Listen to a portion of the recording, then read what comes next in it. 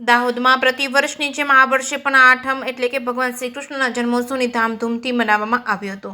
દાહોદમાં પ્રતિવર્ષની જેમ આ વર્ષે પણ આઠમ એટલે કે ભગવાન શ્રી કૃષ્ણનો જન્મોત્સવ ધામધૂમપૂર્વક મનાવવામાં આવ્યો હતો. લોકોએ પોતાના ઘરોમાં ભગવાન કૃષ્ણ માટે 56 ભોગ બનાવી ભજન કીર્તન કરવામાં આવ્યા હતા. તેમજ રાત્રે 12 નાટકોને નંદ ઘેરો આનંદ ભયો, જય કનૈયા લાલ કી, હાથી ઘોડા પાલકી નારાથી ગુંજી ઉઠ્યું હતું. દાહોદ તેમજ બહાર નાટકોને ભગવાન કૃષ્ણને પંચામૃતથી સ્નાન કરાવવામાં આવ્યું હતું. એમને બાદમાં પારણામાં બિરાજમાન કરવામાં આવ્યા હતા. આરતી, પૂજા અર્ચના કરવામાં આવી હતી.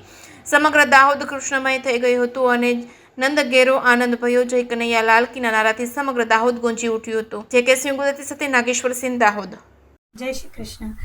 हर साल की तरह इस साल भी हमने कृष्ण जन्मोत्सव बहुत ही उत्साह से मनाया। हमने तरह तरह के व्यंजन बनाए और 56 भोग लगाया भगवान को। हमने राधा रानी और बाल कलाकारों को भी सजाया और उन्होंने भी बढ़ चढ़कर इस महोत्सव में उत्साह दिखाया। हमने हमारे परिवार के साथ भजन संध्या की, साथ में भजन गाए और खूब ही आनंद किया। आप सभी को कृष्ण जन्मोत्सव की बहुत बहुत शुभकामनाएं। जय श्री कृष्ण। आपका नाम? हिमानी सिंह।